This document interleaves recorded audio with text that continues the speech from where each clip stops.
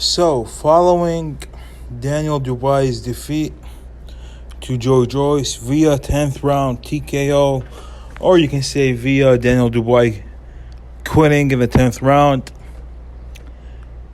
Frank Warren claimed that there was a fracture and nerve damage in Daniel Dubois' right eye.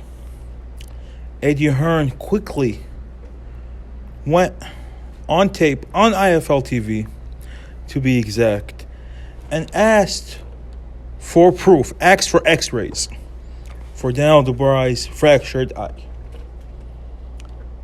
And we, to this day, we have not received any x-rays from Daniel Dubois' team or Frank Warren. But on May 8th, Canelo Alvarez forces Billy Joe Saunders to quit in his corner after 8 rounds. I had, as many of you know, as all my subscribers know, I had Billy Joe Saunders up at the time of the stoppage. I had him up 5-3, maybe 4 rounds. Maybe it could have been a draw at 4 rounds, but I had the fight 5-3 for Billy Joe Saunders, 77-75. Same exact score as Chris Mannix. Same exact score as famous boxing YouTuber Richard Dwyer. So it's not like I'm alone. I even think Unrivaled Sports also had it, 77-75 for Billy Joe Saunders. So I'm not alone in this. Many people are acting like I'm biased towards Billy Joe Saunders. No one's been ripping Billy Joe Saunders apart as much as I have ever since his defeat. So I'm not really sure how I could be biased in favor of Billy Joe Saunders. Or some people claim that I'm biased for the Fury team.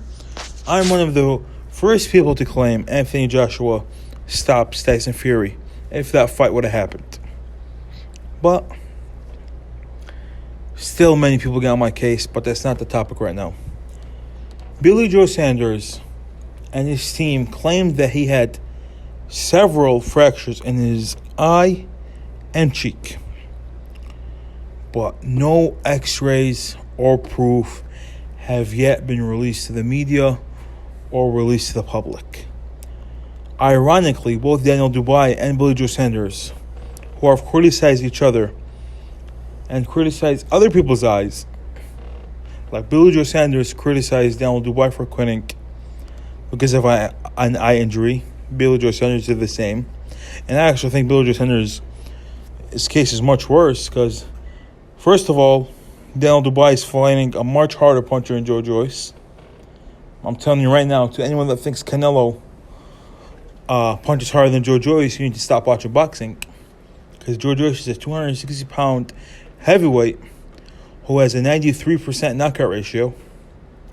And that injury started, I think, around 5 or around 6.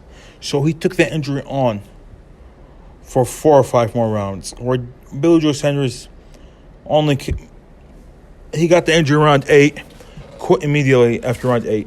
And I don't care what Ben Davidson says. We saw Billy Joe Saunders quit in the corner. Mark Tibbs was talking to him. He was shaking his head. He shook his head no. So I don't want to hear any defense for Billy Joe Saunders. He quit. Even though he said he'd rather die than quit. We have tape of this, folks. It's also on IFL TV. He claimed he would rather die than quit. But when the scenario was flipped on him, he quit immediately. He didn't even come out for round 9. It was a shame what Billy Joe Saunders did. And now we're going to ignore proof of this. And we haven't got proof of Daniel Dubois. I think everyone's trying to take the Kell Brook route, where they said after Kell Brook took a knee and quit in a very, very, very punishing fight against Errol Spencer. That it did end his career. Many, what's his name? Kell Brook released x-rays that his orbital bone was broken. It was fractured. No one, neither Billy Joe Saunders or Daniel Dubois, has released any images or any proof or any doctor has come out to talk to us about the injuries. So I don't want to hear neither Daniel Dubois' team or Billy Joe Saunders' team talk about Billy Joe Saunders had an orbital bone or Daniel Dubois. They're both liars. Their teams are liars. They're trying to save face. They're trying to give them a way to come back. But guess what? The public has brains and they know the truth. If you guys agree with me, like and subscribe. If you don't, let me know why in the comments below.